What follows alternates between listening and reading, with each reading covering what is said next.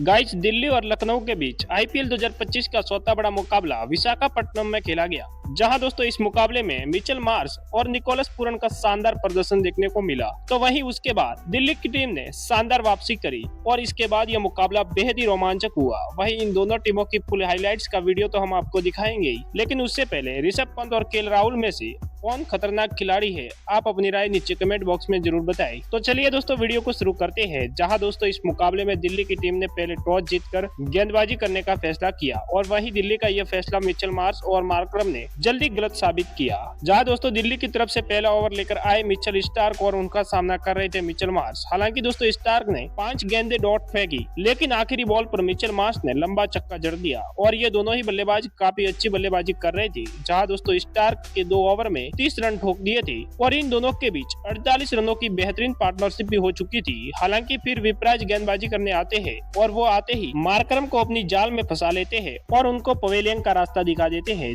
जहां दोस्तों मार्करम 13 गेंदों में 15 रन बनाकर आउट हुए थे। हालांकि दोस्तों एक तरफ मिचेल मार्श कमाल की बल्लेबाजी करते हैं और वो चौके और छक्कों के साथ डील कर रहे थे। और अब दोस्तों असली खेल शुरू होता है, क्योंकि दोस्तों अब उनका साथ देने के लिए निकोलस पूरन बल्लेबाजी करने आते हैं और फिर ये दोनों ही बल्लेबाज दिल्ली कैपिटल्स के गेंदबाजों की बुरी हालत कर देते हैं। जहां दोस्तों एक तरफ मिचेल मार्श 50 पूरी कर लेते हैं और पावर प्ले में ही ये दोनों ही बल्लेबाज शानदार बल्लेबाजी करते हुए 62 रन स्कोर बोर्ड पर लगा देते हैं। वहीं निकोलस पूरन विपराज के 1 ओवर में लगातार 4 छक्के ठोक देते हैं और अपने इरादे जाहिर कर देते हैं कि हम तो ऐसे ही खेलेंगे। और इन दोनों बल्लेबाजों के बीच 42 गेंदों में 87 रनों की बेहतरीन पार्टनरशिप भी हो जाती है। हालांकि 12वें ओवर में मुकेश कुमार मिचेल मार्श के पारी का अंत कर देते हैं। वहीं मिचेल मार्श 36 गेंदों में 72 रनों की विस्फोटक पारी खेलकर आउट हुए थे। जहां दोस्तों एक तरफ निकोलस पूरन का तूफान रुकने का नाम नहीं ले रहा था और वो हर गेंद पर चौके छक्के मारे जा रहे थे और अब उनका साथ देने के लिए कप्तान ऋषभ पंत आ जाते हैं। हालांकि दोस्तों अब यहाँ से दिल्ली कैपिटल्स की टीम शानदार वापसी कर लेती है, क्योंकि दोस्तों ऋषभ पंत आते ही कुछ खास नहीं कर पाती और 0 रन पर ही आउट हो जाते हैं और यहाँ से यह मुकाबला बिल्कुल रोमांचक हो जाता है, क्योंकि दोस्तों इसके बाद सेट बल्लेबाज निकोलस पूरन भी मिचेल स्टार्क की गेंद पर 30 गेंदों में 76 रनों की विस्फोटक पारी खेलकर क्लीन बोल्ड हो जाते हैं। जहां उनकी इस पारी में 7 छक्के तो वहीं 6 चौके शामिल थे और इसके बाद लखनऊ की टीम पूरी तरीके से बिखर जाती है, क्योंकि दोस्तों आयुष बड़ोनी भी केवल 4 रन बनाकर कुलदीप यादव की गेंद पर आउट हो जाते हैं और इसके बाद शार्दुल ठाकुर भी अक्षर पटेल के हाथों रन आउट हो जाते हैं और वो अपना खाता भी नहीं खोल पाती और लखनऊ की टीम के 177 रन के स्कोर पर 6 विकेट गिर जाते हैं और अब यह मुकाबला दिल्ली कैपिटल्स के झोली में आ चुका था और अब यहाँ से डेविड मिलर और शाहबाज अहमद पारी को आगे बढ़ाते हैं और अब लखनऊ का स्कोर काफी धीमी गति से आगे बढ़ रहा था और फिर शाहबाज भी 9 रन बनाकर आउट हो जाते हैं और फिर लास्ट ओवर में डेविड मिलर लगातार 2 छक्के जड़ देते हैं और अब अंत तक लखनऊ की टीम 209 रन बना लेती है 8 विकेट के नुकसान पर। वहीं दिल्ली कैपिटल्स की तरफ से गेंदबाजी में सबसे ज्यादा मिचेल स्टार्क को 3 विकेट हाथ लगी, तो वहीं दोस्तों 2 विकेट कुलदीप यादव ने चटकाए और एक विकेट विपराज और मुकेश कुमार को मिला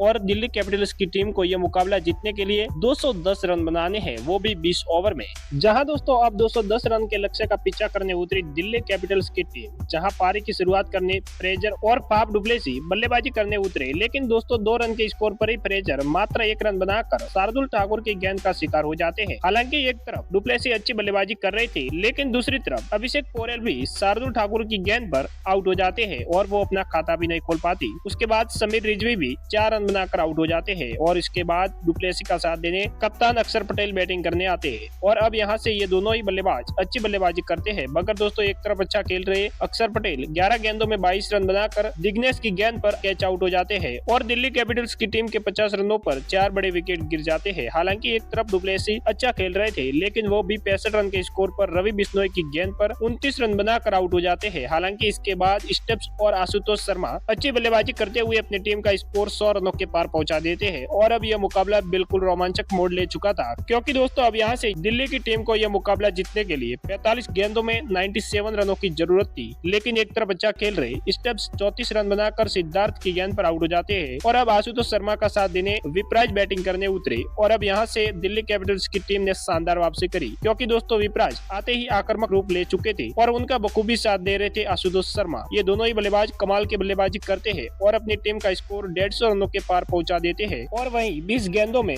इन दोनों के बीच 50 रनों की पार्टनरशिप भी हो जाती है और ये दोनों ही छक्के और चौके मारे जा रहे थे। और अब इस मुकाबले में दिल्ली कैपिटल्स की टीम जीत की ओर आगे बढ़ रही थी, लेकिन तभी अच्छा खेल रहे विपराज 15 गेंदों में 39 रनों की बेहतरीन पारी खेलकर दिग्वेश की गेंद पर आउट हो जाते हैं। लेकिन दोस्तों एक तरफ आशुतोष शर्मा अच्छी बल्लेबाजी कर रहे थे और दोस्तों वो अंत में शानदार बैटिंग करते हैं और अब दिल्ली को लास्ट ओवर में 6 रनों की जरूरत होती है और दिल्ली कैपिटल्स के पास एक विकेट बचा हुआ था और अंत में आशुतोष शर्मा लंबा छक्का जड़कर दिल्ली कैपिटल्स की टीम को जीत दिलवा देते हैं।